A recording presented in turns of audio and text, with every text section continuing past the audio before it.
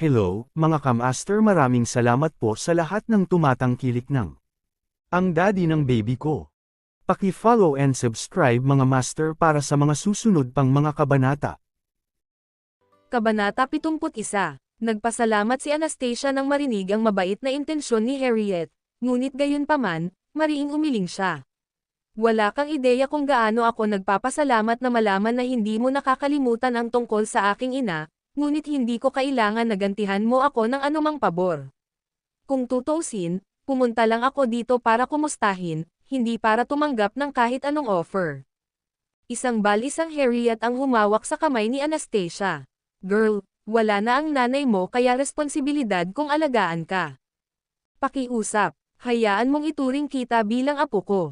Si Anastasia ay walang iba sa kanyang pamilya maliban sa kanyang ama mula nang mamatay ang kanyang mga lolo't lola. Kaya naman, hindi niya maiwasang madamay sa mukha ng mabait na ngiti ni Harriet. Girl, isipin mo na lang na kamag-anak mo na pwede mong bisitahin paminsan-minsan, okay? Alam kong ikaw at ang iyong ina ay parehong matuwid na babae, at hindi ako humihingi ng marami dahil ang gusto ko lang ay mamuhay kayo ng masaya at mapayapa. Si Harriet ay time na tumitig kay Anastasia habang inaabangan ang kanyang sagot. Hindi nagtagal, sumuko si Anastasia dahil wala siyang ideya kung paano tatanggihan ang matandang ginang. Bagamat unang beses niyang makilala si Harriet, kahit papaano ay nagkaroon siya ng matalik na pakiramdam na matagal na niyang hindi naramdaman. Sa pag-aakalang siya ay pinagpala at maswerte na magkaroon ng lola na tulad ni Harriet, tumango si Anastasia at sumagot, "Okay, old Madam Presgrave." Pagkatapos, masayang ngumiti si Harriet at sumagot, "Great. Tapos, may isa pa akong apo ngayon. Matandang Madam Presgrave, oras na para uminom ka ng iyong gamot." "Ay oo, kailangan ko pang inumin ang gamot ko, Anastasia. Mangyaring umupo muna o maglakad-lakad sa paligid ng hardin. Puntahan kita mamaya." "Oo naman, mangyaring ituloy at inumin ang iyong gamot." Tumango si Anastasia at pinagmasdan si Harriet na umalis, patungo sa hardin habang atubiling magtungo sa sala dahil ayaw niyang makita ang mukha ni Hailey. Samantala, ipinapakita ni Elliot si Hailey sa paligid ng Presgrave residence nang mamasyal sila sa hardin. Pagkatapos, tinitigan niya ang mukha nito ng may matalim na tingin at nagtanong, "Bakit hindi mo sinabi sa akin na binisita mo si Lola, Hailey?" Gayunpaman, hindi alam ni Elliot na talagang ginagawa lang ni Hailey ang kanyang makakaya upang protektahan ang kanyang interes dahil gusto niyang panatilihin ang kanyang posisyon sa Anastasia.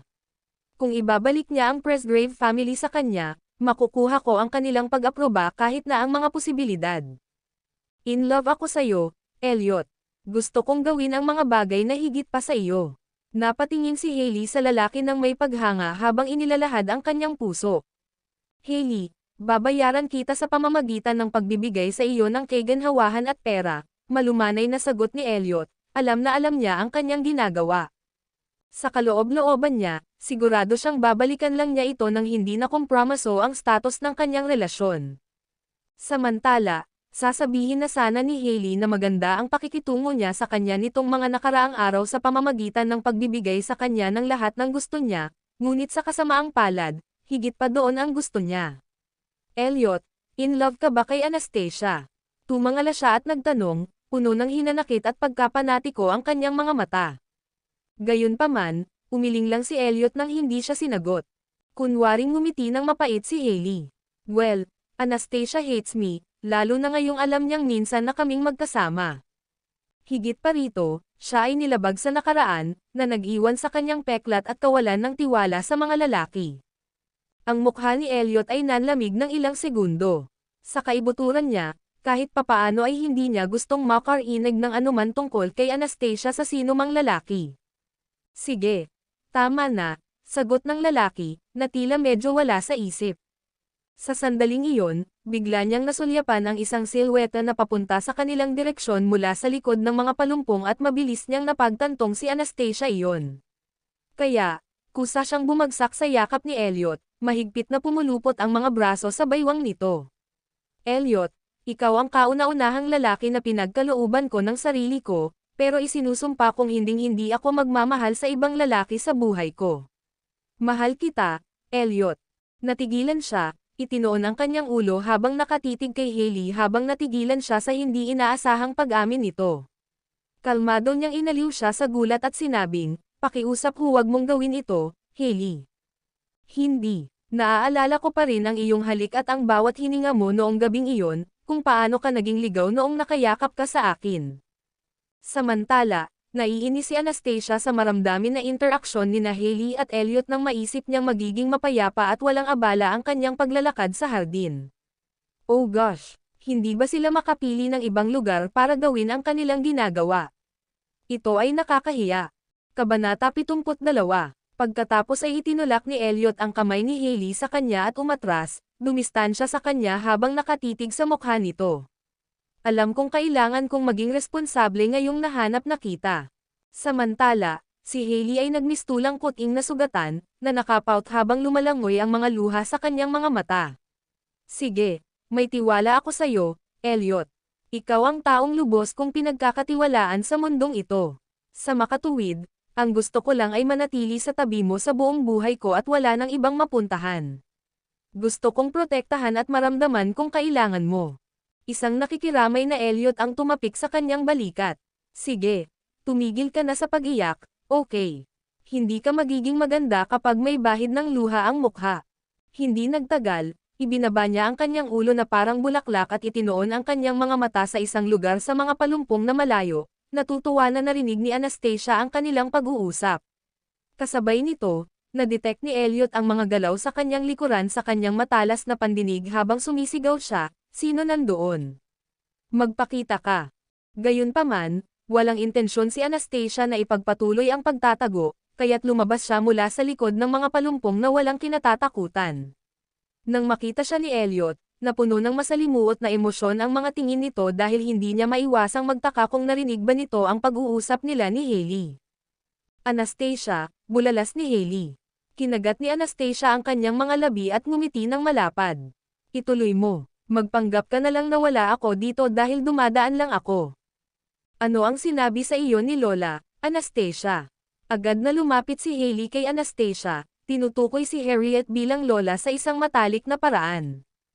"Bakit ko sasabihin sa iyo?" Malamig na itinaas ni Anastasia ang kanyang kilay. "I'm just asking, so please take it easy," sagot ni Hailey na may malutong na ngiti. "Itigil mo na ang pagpapanggap na inosente, Hailey. Alam mo at ako pareho kung anong klaseng tao ka." Nais ni Anastasia na mabuksan na lang niya ang pagkukunwari ni Hailey at ilantad ang kanyang tunay na pagkatao kay Elliot. Tila tinalikuran ni Hailey ang kanyang ego at maluha-luhang humingi ng tawad. "I'm sorry, Anastasia, kung hindi dahil sa akin noon, wala ka." Namutla ang mukha ni Anastasia nang malamig niyang pinutol ang ginang. "Shut up. Huwag mo na akong ipagmalaki pa sa iyo." Matapos matigilan, lumingon si Hailey kay Elliot para aliwin.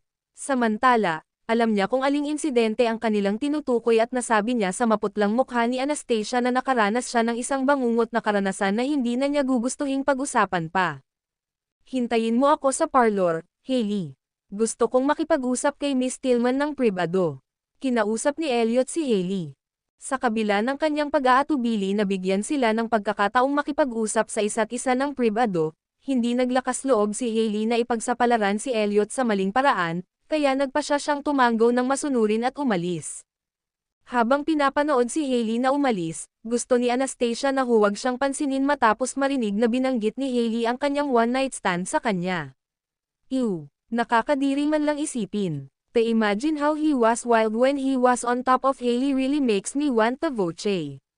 Di nagtagal, nagsimula siyang maghinuha na ang kanyang pagnanais ay naging dahilan upang siya ay sabik at desperado nang maalala niya kung gaano ka-touchy-feely ang sinubukan nitong makasama rin siya. "I guess that's why people say men never behave themselves until the day they die." "Anastasia, sinabi sa akin ni Hailey kung ano ang nangyari sa iyo, ngunit dahil tapos na ang ginawa, ilagay na lang natin ito sa likod mo at magpatuloy." Pinagmamasdan ni Elliot ang paglalakad niya at inaalo siya. Huminto si Anastasia sa kanyang paglalakad, alam niya kung ano ang pinagkakaabalahan ni Hailey. Sa kaibuturan niya, alam niyang palalakihin lamang ni Hailey ang kanyang papalit-palit na nakaraan at gagawing mas nakakaawa ang kanyang kwento kaysa kay Elliot. Sa makatuwid, Hindi niya maiwasang magtaka kung ang lalaki ay nagpapakita ng kanyang awa, ngunit gayunpaman, hindi niya tatanggapin ang kanyang pakikiramay. Kung tutuusin, ang lalaki, kung kanino siya naka-one-night stand, ay nakagawa ng matinding pinsala sa kanyang kaisipan, ngunit sa kabutihang palad, ang presensya ng kanyang anak ay nakapagpagaling sa kanyang trauma at halos makalimutan niya ang nangyari noong gabing iyon 5 taon na ang nakakaraan. Para doon, hindi na siya nag-abala pang isipin ang tungkol dito, lalo pat ilabas ito. Mag-alala tungkol sa iyong sarili, young Master Elliot. Ungol ni Anastasia. Kung ganoon, ano ang maaari kong gawin para sa iyo? Itinoon ni Elliot ang kanyang tingin sa maputlang mukha ng ginang, ang tibok ng kanyang puso. Oo, simula ngayon, isama mo na si Hailey at layuan mo na ako. Naglakad na siya palayo nang matapos niya ang kanyang sasabihin. Kabanata 73. Habang pinagmamasdan niya si Anastasia na lumalayo, naramdaman ni Elliot ang tiyaga at malakas na kalooban mula sa kanya sa kabila ng kanyang maliit na figure, na nagparamdam sa kanya na walang magawa. Sa sandaling iyon, isang kasambahay ang lumapit sa kanya at sinabing, "Young Master Elliot, naghihintay sa iyo si Old Madam Presgrave sa dining area." Habang si Elliot ay tumanggo at naglakad palayo kasama ang kasambahay, si Hailey ay papunta sa parlor ngunit nawala sa napakalaking hardin. Kaya naman, napilitan siyang sumunod sa kanyang bituka habang lumalabas doon, kahit papaano ay nakita niyang medyo tahimik ang kanyang paligid. Pagkatapos, nakakita siya ng isang mukhang sinaunang pavilion sa hindi kalayuan at naisip niya na maaari siyang magtanong sa isang lugar doon para sa direksyon. Gayunpaman, nang makalapit siya, narinig niya ang boses ng isang matandang babae mula sa likod ng mga kurtina. "Matandang Madam Presgrave, sigurado ka bang ipapakasal mo si Young Master Elliot kay Miss Tillman? Paano si Miss Seymour?" Pagkatapos, ang matandang ginang ay mariing sumagot, "Ang aking desisyon ay nananatiling pareho. Ang tanging babae na dapat pakasalan ni Elliot ay si Anastasia. Tungkol naman kay Hailey, sisiguraduhin kong si Elliot ang makakabawi sa kanya ng pera at ginhawa." Para sa ilang kadahilanan, tila hindi ako masyadong nagkiklik kay Hailey dahil hindi ko maiwasang maramdaman na siya ay medyo napakaskimang at manipulative. Anyway, si Anastasia ang nag-iisang apo na maaaprubahan ko. Nang marinig iyon, napabuntong hininga si Hailey sa takot nang makilala niya ang boses ni Harriet, "Oh mahal." Sa kabila ng palabas na sinubukan kong ilagay kaninang umaga, hindi pa rin siya kontento sa akin. Ang masama pa ay si Anastasia lang ang gusto niyang maging apo. Naalimpungatan si Hailey sa kanyang hinanakit nang biglang may narinig siyang yabag na papalapit sa kanya. Kaya naman, mabilis siyang nagtago sa mga palumpong sa ilalim ng isang puno at sinubukang manatili hanggat maaari. "Hinahanap mo ba ako, Lola?" Narinig ang boses ni Elliot. Tumingin si Harriet sa kanyang apo at nag-lecture, "Ano ang nangyari noon, Elliot? Paano mo nagawa ang isang bagay na walang katotohanan tulad ng pagkakaroon ng one-night stand kay Hailey?" "I'm sorry, Lola. Ako ay naayos at pinagkaaitan ng aking matino na pag-iisip upang mag-isip ng matuwid." "Bueno, tinatanggap mo ang responsibilidad na dapat mong gawin para sa iyong pagkakamali, kaya hindi kita sinisisi para doon, ngunit paano mo aayusin ang iyong isyo kay Miss Seymour?" Harriet matigas na tanong sa apo. "Ginagawa ko na ang lahat para makabawi sa kanya. Sige, hindi ako makikialam sa iyong bagay, ngunit nais kong tandaan mo ang isang bagay, ang tanging apong babae na sisang-ayunan ko ay si Anastasia. Kung pumayag siyang pakasalan ka, siya ang magiging young mistress ng Presgrave family, pero kung hindi, mas mabuting tretuhin mo siya ng tama sa buong buhay mo." Hindi natitinag niyang kausap si Elliot. Bagamat hindi nakikita ni Hailey ang ekspresyon ng mukha ng lalaki, pakiramdam niya ay nahulog siya sa isang pool ng tubig na yelo. "Gusto ko lang mamuhay ng komportable at mayamang buhay, pero bakit hindi titigil si Anastasia na hamarang sa akin? Hindi ko hahayaang kunin ni Anastasia ang akin." Maya-maya, narinig niya ang maiksing sagot ni Elliot na tila isang matalim na talam na bumulusok sa kanyang puso. "Okay, so, simula pa lang ay walang plano si Elliot na pakasalan ako." Hindi nagtagal, tahimik siyang nakatakas at nakasalubong ang isang kasambahay, na tinanong niya ng direksyon upang makabalik sa parlor. Habang handa na ang tanghalian makalipas ang ilang sandali, nagpasya si Anastasia na manatili dahil sa kanyang awkward na schedule sa kabila ng kanyang unang pag-aatubili na gawin ito. Matapos magtipon ang lahat sa hapagkainan, magalang na sinabihan ni Harriet si Hailey na maghukay. Pakiusap, tulungan mo ang iyong sarili, Miss Seymour. Mag-ayos ka na lang sa bahay. Sige po, Lola. Nakangiting tumanggaw si Hailey habang umaasa na patay na ang matandang ginang. Ikaw din, Anastasia. Tulungan mo ang iyong sarili. Tinitigan ni Harriet si Anastasia, na para bang sarili niyang apo. Sige, sigurado. Tinulungan ni Anastasia ang sarili sa pagkain. Pagkatapos ng tanghalian, ipinagpatuloy ni Harriet ang pagkain sa dalawang babae ng ilang dessert habang si Elliot ay umakyat sa itaas para magpahinga. Nakahiga sa sopa, ang lalaki ay tila nabalisa at nalilito dahil hindi niya mapigil ang isipin sina Hailey at Anastasia.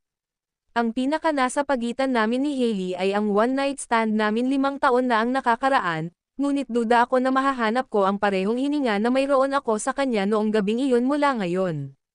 Para sa ilang kadahilanan, tila kay Elliot na si Hailey ay mas nadama na isang estranghero kaysa sa isang taong kabahagi niya ng isang malakas na kimika.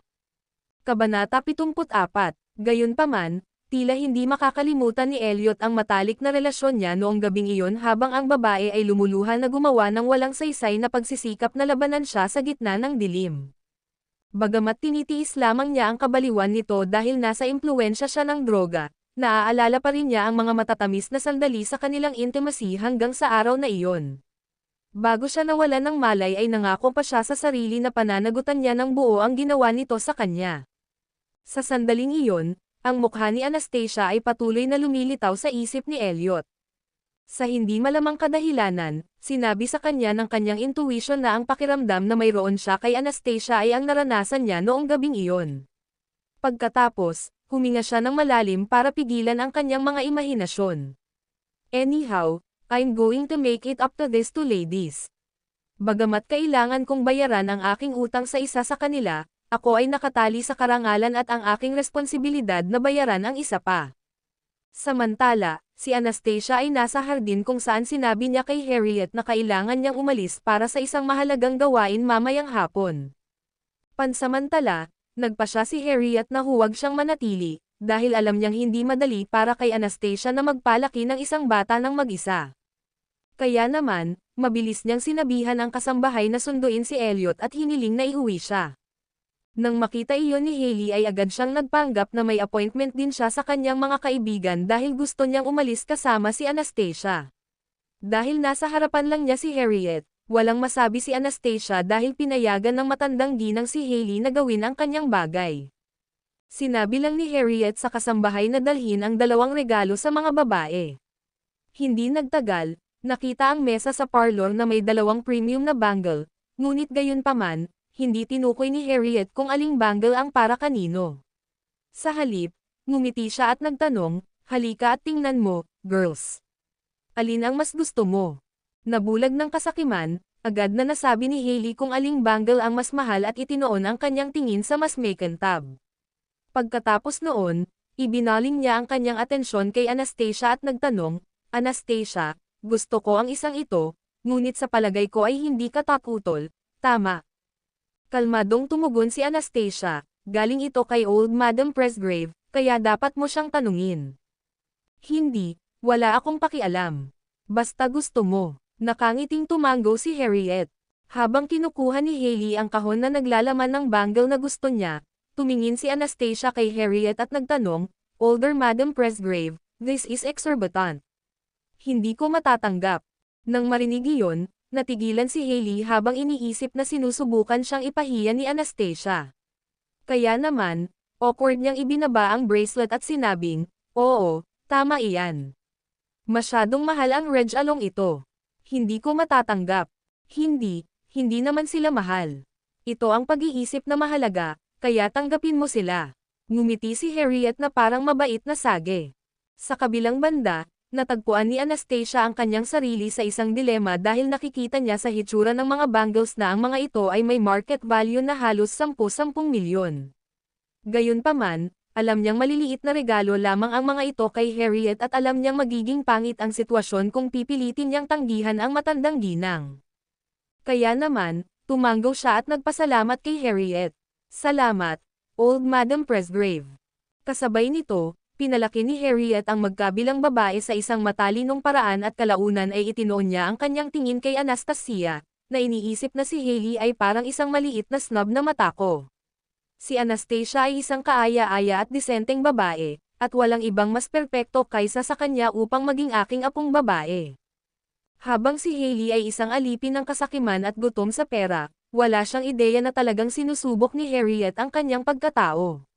Kasabay nito, hindi naramdaman ni Hailey ang anumang mali sa kanyang pag-uugali dahil hindi pa siya nakakita ng isang bagay na napakahalaga mula pa noong bata pa siya, kaya naman subconsciously niyang sinubukang angkinan ito bilang kanya. Hindi nagtagal, pumasok ang dalawang babae sa kotse ni Elliot na nakaparada sa courtyard nang sinubukan ni Hailey na igiit ang kanyang pangingibabaw sa pamamagitan ng pagsakay sa shotgun. Sa kabilang banda, si Anastasia ay nakaupo sa backseat. Iniisip na komportableng umupo doon habang naghahanap ng angkop na lugar sa tabi ng kalsada upang makababa. Kung tutuusin, mas gugustuhin niyang sumakay ng taxi kaysa makisabay kay Hailey.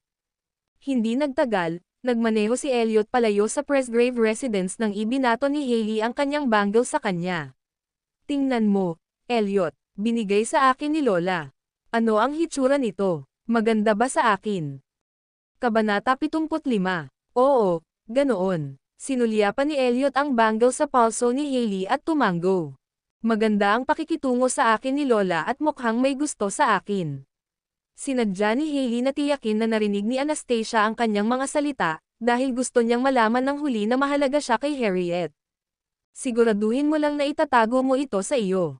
Inilipat ni Elliot ang kanyang tingin sa rear mirror at pinagmasdan ang babae sa backseat sa pamamagitan ng refleksyon. Patuloy na inilibot ni Anastasia ang kanyang mga mata sa labas ng bintana, at ang side view ng kanyang mukha ay nagmistulang isang sagradong diyosa na sinasamba ng marami. Sa wakas, napagod si Anastasia sa pananatili sa sasakyan. Nang makarating sila sa kalsada, kinausap niya ang lalaking nasa harapan niya. Mangyaring huminto, Pangulong Presgrave. Huminto si Elliot sa gilid ng kalsada at tumingin sa ginang na nakakunot ang noo. Anong mali? Gusto kong lumabas ng kotse ngayon. Tinapos ni Anastasia ang kanyang pangungusap at mabilis na binuksan ang pinto, lumabas ng sasakyan ng walang pag-aalinlangan. Nang masaksihan ang reaksyon ni Anastasia, natigilan si Elliot habang iniisip kung nag-aatubili ba itong tanggapin ang kanyang sinasakyan, ngunit masaya si Hailey nang makita siyang umalis dahil nangangahulugan iyon na maaari niyang mapag-isa ang lalaki. Gayunpaman, lumabas si Elliot sa kanyang sasakyan sa susunod na sandali. Naiwan si Hailey na gulat habang pinapanood siyang humabol kay Anastasia. Nang makita ito, hindi niya maiwasang lalo pang ma-overwhelm sa kanyang pagkapanatiko, na iniisip na sinadya ni Anastasia na akitin si Elliot. Sa kabilang banda, napansin ni Anastasia na hinahabol siya ni Elliot ngunit nagpa siya na huwag pansinin ang presensya nito. Pagkatapos ay nakahanap siya ng angkop na lugar at tumayo roon habang sinusubukan niyang pumara ng taxi. Maaari kitang ihatid sa iyong destinasyon, kaya bakit ka sumasakay ng taxi? Malungkot na napangiwi si Elliot. Walang kinalaman iyan. Isama mo na lang si Hailey at umalis ka na, tumingin sa likod si Anastasia at sumagot. I'll take her home and drive you to the office after that, sagot ni Elliot na may malalim na boses na parang sinusubukan siyang suyuan. I don't like sharing a ride with that lady, so it's either me or her whom you driving. Pumili ka. Nagtaas baba si Anastasia sa pagmamataas. Sandaling huminto si Elliot kahit na hindi siya estranghero sa kanyang hindi makatwirang saloobin. Hindi nagtagal, hinawakan niya ang kanyang palso at sinabi, Anastasia, hindi ka ba maaaring maging mas makatwiran? Gayunpaman, binawi ni Anastasia ang kanyang braso sa pagkadismaya. Kaya kung maging reasonable kahit kanino maliban sa iyo. Alisin mo ang kamay mo sa akin ngayon. Nang mga sandaling iyon, may dumating na taxi bago siya, binuksan ang pinto at umupo sa loob, naiwan si Elliot na may inis na Simon Gut sa mukha. Ay, tao. Ang tigas talaga ng ulo ng babaeng ito, no? Samantala, galit pa rin si Hailey kay Anastasia kahit na nakaalis na ang huli, naiinis sa kanyang makulat na ugali. Hindi ba siya nagda-drama queen ngayon? Nang bumalik si Elliot sa sasakyan, Agad niyang napansin ang madilim nitong ekspresyon at agad na sinamantala ang pagkakataong maglaro sa mga string ng kanyang puso. Umalis ba si Anastasia dahil sa akin? Kung alam ko lang mas maaga, sumakay na lang ako ng taxi.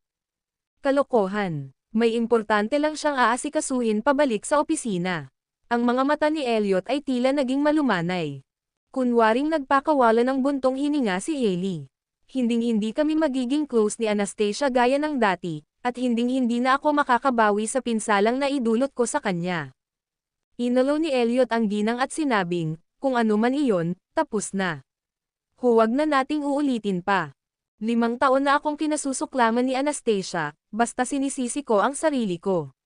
Sa katunayan, kapag iniisip ko kung paano niya tinitingnan ang kanyang paglabag tuwing gabi, parang gusto kong sampilan ang sarili ko sa mukha, bakit may nangyaring malupit sa kanya. Samantala, hinigpitan ni Elliot ang paghawak sa manibela nang hindi niya namamalayan nang marinig niya ang sinasabi ni Hailey. Kasabay nito, hindi niya maiwasang mag-isip kung si Anastasia ba ay nakatagpo ng isang may sakit na pervert na nagdulot sa kanya ng labis na pagdurusa, mawalan ng interes si Elliot sa kanya. Kung tutuusin, naniniwala siya na walang lalaki ang tatanggap sa babaeng na-violate ng ibang lalaki, pero hindi niya alam na mali pala siya sa inaakala niyang iisipin ni Elliot. Sa katunayan, ang pagbibigay diin ni Hailey sa stigma ni Anastasia ay lalo lamang nakaramdam ng simpatiya sa kanya si Elliot. Sa halip na makaramdam ng pagkasuklam kay Anastasia, siya ay hinimok ng isang malakas na pagnanais na protektahan siya ng higit pa kaysa dati. Gayun din, ang kanyang pangunawa tungkol kay Anastasia ay nagbago mula sa kanyang unang pag-aatubili na pakasalan siya hanggang sa kanyang pagpayag na gawin siyang asawa, ngunit gayunpaman, kahit papaano ay nabigo siyang makuha ang kanyang puso. Ang ginawa ay tapos na, kaya huwag na nating pag-usapan. Siguraduhin mo lang na hindi ka magpapatalo para dyan at magpatuloy ka. Inaalo ni Elliot si Hailey habang nakatitig sa guilty face ng ginang. Kabanata 76. Kasabay nito ang pagpunas ni Hailey ng ilang luha sa kanyang mga mata at kunwaring pinunasan ito ng kanyang mga kamay hanggang sa makarating sila sa mansyon. Pagkatapos, tuwang-tuwa siyang tumingin sa lalaki at nagtanong, Elliot, gusto mo bang pumasok sa loob at uminom ng tsaa bago ka umalis? Hindi, salamat. May meeting ako na dadaluhan mamaya. Tinalikuran ni Elliot ang ginang. Bueno, hindi ka magtatagal upang tangkilikin ang isang tasa ng tsaa, at pakiramdam ko ay medyo nalulungkot ako na mag-isa dito. Tulad ng sinabi ko sa iyo noon, maaari mong palaging anyayahan ang iyong pamilya na tumira sa iyo kung sa tingin mo ay nalulungkot ka, mungkahi ni Elliot. Nasabi ko na sa kanila ang tungkol dito noon pa, ngunit hindi nila iniisip na sanay silang tumira kasama ko dito. Ang tuhod-jerk na reaksyon ni Hailey ay ang pagsisinungaling dahil hindi niya gugustuhing ibahagi ang lahat ng mayroon siya sa pamilyang kinasusuklaman niya. Kung tutuusin, wala silang ibang dinala kundi paakit at pagdurusa sa kanyang buhay, na sapat na upang bigyang katwiran ang kanyang sama ng loob sa kanila. Hikayatin silang samahan ka, sabi ni Elliot. Pagkatapos ay tumingin siya sa kanyang relo at nagpatuloy, I have to go now. Sa kabila ng pag-alam na hindi posible para sa kanya na patuloyin si Elliot, nawala si Hailey sa kanyang sarili sa kaakit-akit ng ngiti ng lalaki bago siya tuluyang nag-ipon ng lakas ng loob at lumapit upang yakapin at halikan siya. Gayunpaman, nauuna ng isang hakbang si Elliot sa pamamagitan ng pagpigil sa kanya ng kanyang mga palad nang maramdaman niya ang kanyang hininga ilang pulgada lang ang layo. Pagkatapos, nagbigay siya ng isang hindi natitinag na titig at sinabing, lumabas ka na sa kotse. Sa harap ng malamig na pagtanggi ng lalaki, walang choice si Hailey kundi ang lumabas ng sasakyan sa kahihiyan. Habang pinagmamasdan niya si Elliot na paalis na namumula ang mukha, hindi niya maiwasang magtaka kung bakit walang pagnanasa sa kanya ang lalaki. May ibang babae ba siya sa tabi niya? Hindi maiwasan ni Hailey na alalahanin ang hiki sa kanyang leeg mula noong isang araw. Kung ang hiki ay hindi nanggaling sa Anastasia, ito ay tiyak na mula sa iba. Sa kabilang banda, pinapatay ni Anastasia ang pagkabagot sa pamamagitan ng pagbabasa ng kanyang mga text message sa taxi. Nagulat lamang siya nang makita niya ang kanyang mga tugon kay Nigel na hindi niya ginawa tandaan na nag-type siya sa sarili. Sinubukan niyang alalahanin ang nangyari noong nakaraang araw at naalala niyang nasa shower siya bandang 9 p.m. Bagamat hindi niya akalain na makakasagot ang kanyang anak kay Nigel, si Elliot ang tanging posibleng sospek dahil naroon siya sa kanyang lugar. Siya ba iyon? Oo, sa tingin ko malamang siya iyon. Damn it. How dare he deprive me of my privacy and reply on my behalf? Sinabi sa kanya ng intuition ni Anastasia na si Elliot ang nag-text kay Nigel sa likod niya. Gayunpaman, kalaunan ay natuwa siya nang mabasa niya ang pag-amin ni Nigel. Kung tutuusin, anay na siya sa mga pag-amin nito dahil madalas niyang ginagawa iyon sa sentimental na paraan. Samantala, dumating si Anastasia sa kanyang opisina sa oras na dumalo sa pulong na ginanap ni Felicia upang pag-usapan ang mga paghahanda para sa eksibisyon ng alahas sa susunod na linggo. Habang parehong nominado ang mga obra maestra ni Alicia at Anastasia, umaasa si Felicia na pareho silang manalo ng award alang-alang sa reputasyon ng kumpanya. Gayunpaman, naging kakompetensya rin nito sina Alicia at Anastasia sa jewelry fair. Nagpakitang tiwala si Alicia sa pagpupulong, ngunit sa kabila ng mapanakit na tingin ng babae, nanatiling hindi nababagabag at determinado si Anastasia dahil sa kumikitang premyo. Habang ang Bergua ay nakatayo sa silangan, ito ay natabunan ng isang gusali na walang iba kundi ang Presgrave Group. Sa katunayan, ito ay nakataas sa gitna ng mga ulap na parang isang haligi na nagmumula sa lupa hanggang sa langit. Dahil sa taas nito, ang ibang mga gusaling nakapalibot dito ay parang mga masunuring tagasunod na yumoko sa kanilang pinuno. Sa sandaling iyon, si Elliot ay nakaupo sa kanyang upuan sa meeting room sa Presgrave Group, mukhang isang hari sa kanyang trono. Gayunpaman, halos walang emosyon ang makikita sa kanyang makisig na mukha habang nakatitig sa kawalan ng isip sa kabila ng kanyang mabagsik na anyo. President Presgrave, President Presgrave. Ang pinuno ng Departamento ng Pananalapi ay tumawag kay Elliot dahil kailangan niya ang kanyang pag-aproba pagkatapos mismong iharap ang kanyang panukala. Hindi nagtagal, inalis ni Elliot ang kanyang mga mata sa kanyang tinitingnan at ibinaling ang kanyang atensyon sa kanyang nasasakupan na may glacial na tingin. Pakisabi muli sa akin ang isyo. Nang marinig iyon, nagulat ang pinuno ng Departamento ng Pananalapi nang mabilis niyang tumahimik at inulit ang kanyang presentasyon, ngunit sa kabutihang palad, sa wakas ay nabigyang pansin ni Elliot sa pagkakataong ito.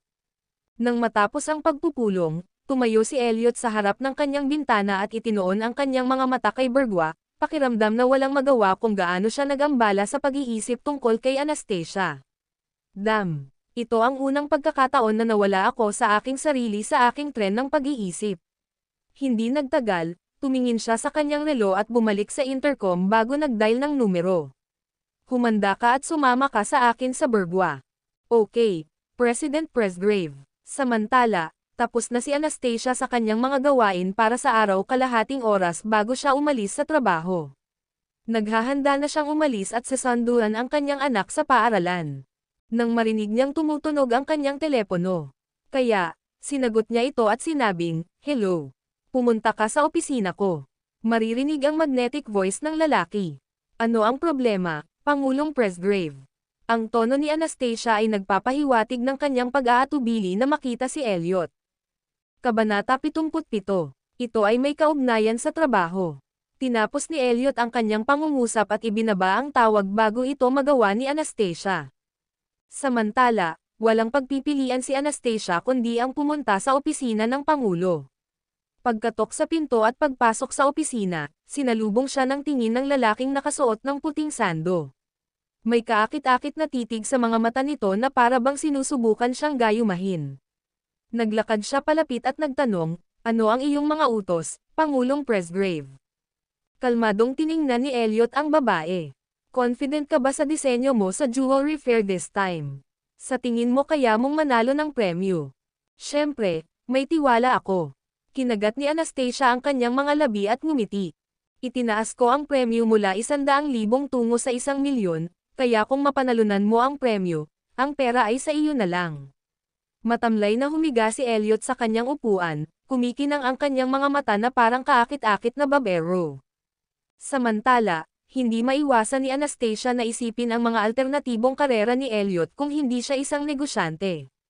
Maaari pa nga siyang maging superstar sa entertainment industry sa kanyang kagwapuhan. Sa isa pang tala, tiwala si Anastasia na kaya niyang mapanalunan ang gantimpala na nagkakahalaga ng 1,000,000, Pinaplano pa niyang mag-ipon ng pera para sa kanyang anak para hindi na ito mag-alala sa kinabukasan nito. Tama na. Kailangan kong gumawa ng hakbang ngayon. Ipinahiwatig ni Anastasia na kailangan niyang umalis. Malapit na rin akong matapos. Ipahatid na kita para sunduin si Jared.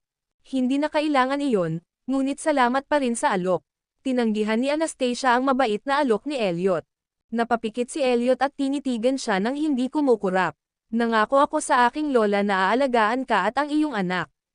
Bagamat walang problema si Anastasia na makisama kay Harriet, hindi siya ganoon din ang nararamdaman kay Elliot, kaya muli niya itong tinanggihan. Hindi namin kailangan na bantayan mo kami. Makalipas ang 10 minuto, bumaba si Anastasia at tumayo sa sidewalk para mag-flag ng taxi ng may humantong itim na silhouette sa harapan niya. Pagkatapos, bumaba ang bintana ng kotse habang mariing sinabi ni Elliot, "Pumasok ka."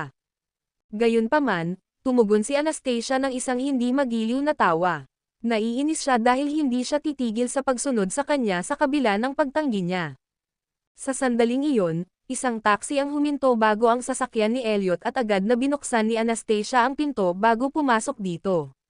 Sa sandaling humandar ang taxi, sumunod si Elliot sa likod mismo ng sasakyan sakay ng kanyang Rolls-Royce Phantom. Habang si Anastasia ay lumingon at malamig na tinitigan ang nakabuntot na sasakyan, nagmura siya sa kanyang puso at kinwestiyon ang intensyon ng lalaki sa isang bigong paraan. Ano ang sinusubukang gawin ng lalaking ito? Sa oras na dumating si Elliot sa gate ng paaralan, nakita niya si Anastasia na papasok sa paaralan bago ito bumalik sa labas habang hawak ang kamay ni Jared. Nang makita ng maliit na batang lalaki ang gwapong lalaki na nakasandal sa kanyang kotse habang nakatingin sa kanila, masaya niyang binitawan ang kamay ng kanyang ina at tuwang-tuwang binati siya sa pagsasabing, "Mr. Presgrave." Pagkatapos ay kumari pa siya ng takbo patungo sa lalaki nang matapos niya ang kanyang pangungusap. Hindi na kailangang sabihin, masayang yumuko si Elliot at niyakap ang bata gamit ang kanyang mga braso. Sa sumunod na segundo, binuhat niya ang bata at pinaupo sa matipuno nitong braso na may matinding kagalakan. Kasabay nito, nilapitan sila ng mag-ama na nagtanong, "Jared, tatay mo ba ito?" Tumingin si Jared sa kanyang kaklase at ibinaling ang tingin sa lalaki, handang umiling bilang tugon nang ngumiti si Elliot at sumagot, "Oo, ama talaga ako ni Jared." Habang si Jared ay natigilan sa narinig, si Anastasia, na naglalakad palapit, ay pinandilatan ng mata ang lalaki at nagbulang-bulungan sa sarili tungkol sa kadudad ang motibo nito na magpanggap bilang ama ng kanyang anak. Pagkaalis ng mag-ama ay nabaling na ang atensyon ni Jared kay Elliot. "Mr. Presgrave, pwede bang ikaw ang maging daddy ko pansamantala? Gusto mo ba talaga akong maging tatay mo?" Tanong ni Elliot. "Syempre naman. Hindi pwede." Pinutol ni Anastasia ang pag-uusap ng lalaki at ng bata, pinagalitan si Elliot sa pag-echo ng pagiging bata ng kanyang anak. "Nay, ang sabi ng guro ko ay magkakaroon ng parent-child program ngayong buwan, at isasama ng lahat ang kanilang ama. Sa makatuwid, gusto kong bigyan ako ni Mr. Presgrave ng pabor at kumilos bilang aking ama pansamantala para makasali ako sa programa. Wala bang programa para sa mga ina na dumalo kasama ang kanilang mga anak?" "Meron, pero mga babae lang ang makakadalo sa programang iyon kasama ang kanilang mga ina." Sinabihan ang mga lalaki na lumahok sa kaganapang ito kasama ang kanilang mga ama, sagot ni Jared. Matapos marinig ang paliwanag ng kanyang anak, nagulat si Anastasia na hindi isinasaalang-alang ng kindergarten ni Jared ang mga batang walang ama, ngunit hindi niya sinisisi ang paaralan para doon. Matigas na sagot ni Elliot, "Sige, sasali ako sa programa ng magulang anak kasama mo." Kabanata 78. Galing. Masayang tumango si Jared. "Jared, baka kailangan na nating imbitahin si Mr. Nigel. Anong sabi mo?" Itinuring ni Anastasia na si Nigel ay isang mas mahusay na pagpipilian. Si Nigel ay kinuha lamang ang kanyang kumpanya, kaya hindi siya magkakaroon ng oras upang dumalo sa kaganapan. "Hayaan mong tanungin ko siya at tingnan kung ano ang kanyang plano." Gayunpaman, naisip ni Anastasia na kailangan niyang magtanong. "Hindi po, Mommy. Nabalitaan lang ni Fred na tatay ko si Mr. Presgrave kaya kapag sumama sa akin si Mr. Nigel ay mapuputok ang takip natin." Hindi sumang-ayon si Jared. Matapos marinig ang paliwanag ng kanyang anak, nawalan ng magawa si Anastasia habang sinusumpa si Elliot sa kaibuturan ng kanyang sarili dahil sa pagsasabi sa iba na siya ang ama ni Jared. Bakit ang lalaking ito ay maling umamin na siya ang ama ng aking anak? Ngumiti si Elliot at sinabing, gampanan ko ng maayos ang aking tungkulin bilang iyong ama. Inaasahan ko iyon. Pinalakpakan ni Jared ang kanyang mga kamay. Halika, ililibre kita sa isang masarap na pagkain. Binuksan ni Elliot ang pinto ng kotse at ilalagay na sana ang bata sa loob ng sasakyan nito nang lumapit si Anastasia at hinawakan ang anak. Magaling kami, President Presgrave. Naghahanda ako ng hapunan ngayong gabi. Sa pagbabalik sa yakap ng kanyang ina, tumangala si Jared at tumingin kay Elliot. Mr. Presgrave, gusto mo bang pumunta sa bahay ko at subukan ang luto ng mommy ko? She is a very good cook. Magpapakita na sana ng thumbs up ang bata, ngunit napigilan siya ng kamay ng kanyang ina. Habang tinatakpan ang bibig ni Jared ng kanyang kamay, tumingin si Anastasia sa lalaki at sumagot, ang pangit ng luto ko, kaya sa tingin ko ay hindi na kita dapat ibilang. Ngumiti si Elliot at sumagot, I don't mind that. Pagkatapos ay nakikiramay niyang inilipat ang tingin sa bata na ang bibig ay tinakpan ng kamay ng kanyang ina. Tigilan mo nga yung ginagawa mo sa bata. Noon lang napagtanto ni Anastasia ang kanyang ginagawa at mabilis na kinuha ang kanyang kamay palayo kay Jared. Pagkatapos noon, napabuntong hininga ang bata at pumikit sa kanyang ina. Mommy, bakit ka nagsisinungaling sa luto mo? Magaling kang magluto. Nang marinig ang mga salita ni Jared, walang magawang tumingin si Anastasia sa kanyang anak, nakaramdam ng pagkadismaya na ngayon lang niya ito inilantad sa harap ni Elliot dahil sa kanyang walang muwang na kalikasan. Nako. Hindi ko yata masisisi ang anak ko sa pagsasabi ng totoo. Pagkatapos ng lahat, palagi ko siyang tinuturuan na huwag magsinungaling, at medyo kumpiyansa din ako sa aking mga kasanayan sa pagluluto. Mr. Presgrave, bibili si Mommy ng mga sangkap para ihanda sa hapunan. Sumama ka sa amin. Tumangala ang bata ilang sandali bago siya pumasok sa sasakyan nang hindi binigyan ng pagkakataon si Anastasia na tumanggi. Gayunpaman, sa lalong madaling panahon natanto ni Anastasia na dapat niyang kainin si Elliot nang maalala niya ang oras na tinulungan siya nito, pati na rin ang pagpayag nitong bigyan ng pabor si Jared sa pamamagitan ng pagdalo sa programa ng magulang anak kasama ang kanyang anak. Kaya naman, sinundan niya si Jared at sumakay sa kotse ni Elliot, kung saan hinatid niya sila sa malapit na shopping mall. Pagkatapos, sinabi niya sa kanyang anak na maghintay sa kotse kasama ang lalaki habang siya ay mabilis na nag-iikot sa pamimili at bumalik na may dalang bag na puno ng mga pamilihan na maaaring tumagal sa kanila sa gabi. Bago sila bumalik sa apartment ni Anastasia, sa pagdating, kahit papaano naramdaman ni Anastasia na napakaliit ng bahay niya at nasa paligid si Elliot.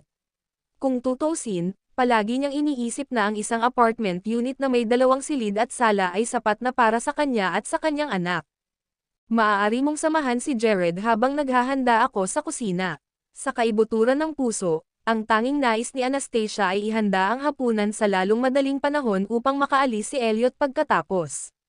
Samantala, itinuring ni Jared na siya ay nasa hustong gulang na upang maging independyente nang hindi nangangailangan ng kasama ng sinuman, kaya sinabi niya kay Elliot na bigyan ng kamay si Anastasia. Mr. Presgrave, bakit hindi mo tulungan ang aking ina sa kusina? Gagawin ko ang aking takdang aralin ngayon. Sige, sige na. Itinoon ni Elliot ang kanyang mga mata sa maliit na figure sa kusina. Sa sandaling bumalik si Jared sa kanyang silid upang gawin ang kanyang takdang aralin, naglakad si Elliot patungo sa kusina upang mag-alok ng tulong kay Anastasia, ngunit hindi niya alam na papalapit siya sa refrigerator upang kumuha ng kung ano sa parehong oras. Kaya naman, magkaharap silang dalawa sa pasukan ng kusina bago palang iuntog ni Anastasia ang kanyang ulo sa dibdib ng lalaki, ngunit sa kabutihang palad, mabilis na ipinulupot ni Elliot ang braso nito sa manipis nitong baywang at hinayla siya palapit sa kanya. Nabigla sa nangyari, gustong umatras ni Anastasia ngunit aksidenteng natapilok sa threshold sa pasukan ng kusina. Sa sandaling iyon, ang kanyang nakaluhod na reaksyon ay nagudyok sa kanya na hawakan ang kamay ng lalaki nang mas humigpit ang braso nito sa kanyang baywang sa pagkakataong ito. With that, she found her arms tightly wrapped around the muscular waist, also the man's waist. Sa sumunod na segundo, napalaya ni Anastasia ang kanyang sarili at galit na umatras. Pagkatapos, sinaway niya si Elliot sa isang inis na paraan sa pagsasabing. Hindi ba pwedeng tahimik ka na lang umupo sa sofa? Gumagawa ka ng gulo dito. Sa harap ng masamang pagsaway ng ginang, nadamay si Elliot para sa kanyang sarili, sa pag-aakalang ang kanyang mabait at inosenteng intensyon ay dapat gantihan ng ibang bagay na mas mabuti kaysa sa kanyang masamang pagbulyaw. Lumapit ako para tingnan kung kailangan niya ng tulong at iniligtas siya sa 2 beses na pagkahulog, ngunit ang tanging natatanggap ko ay ang kanyang malupit na pagsaway. Pagkatapos ay pumikit siya at nagtanong, kailangan mo ba ng tulong? Kabanata 79. Hindi, ayoko. Nakakunot ang noo ni Anastasia habang sinasagot siya. Kaya, bumalik si Elliot sa sopa at umupo, pinagmasdan ang ginang habang naghahanda ng pagkain para sa kanilang tatlo sa kusina. Sa sandaling iyon, kahit papaano ay naramdaman niyang parang may enerhiya sa maliit na apartment na nag-alis ng kanyang pagod at nagpapahinga sa kanya. Sa loob ng 1 oras, ginawa ni Anastasia ang paboritong mushroom chicken ni Jared, ilang lutuing gulay, at sopas ng mais na gawa sa sabaw ng buto. Sa kabilang banda, si Elliot ay nanatiling nakaupo sa sopa habang pinagmamasdan siya sa loob ng 1 oras na iyon, kahit papaano ay pakiramdam niya ay hindi siya masasaktan habang tumatagal ang mga mata nito sa kanya. Ano ang mali sa akin? Samantala, sinadya ni Jared na magtago sa silid dahil gusto niyang bigyan ng pribadong espasyo si Elliot at ang kanyang ina para magkapatid sila. Sa kaibuturan niya, hiniling niyang si Elliot ang maging ama niya balang araw. Sa kabila ng murang edad ng bata, masasabi niyang kaibigan lang ang tingin ng kanyang ina kay Nigel, sa pag-aakalang wala itong balak na pakasalan ito. Sa makatuwid, sinisikap niyang makita kung mahuhulog si Anastasia kay Elliot sa halip. Nang ihain ni Anastasia ang mga ulam, malamig niyang tinitigan ang lalaking nakaupo sa sopa ng matikas at makisig. Oras ng hapunan. Pagkatapos, pumunta siya sa silid ng kanyang anak at kumatok sa pinto para sabihin sa kanya na handa na ang hapunan. Binuksan ni Jared ang pinto at ibinalik ang tingin sa lalaking nasa sofa. Mr. Presgrave, maghugas tayo ng kamay at maghanda para sa hapunan. Sige. Dinala ni Elliot si Jared sa washroom at siniguradong naghugas siya ng kamay.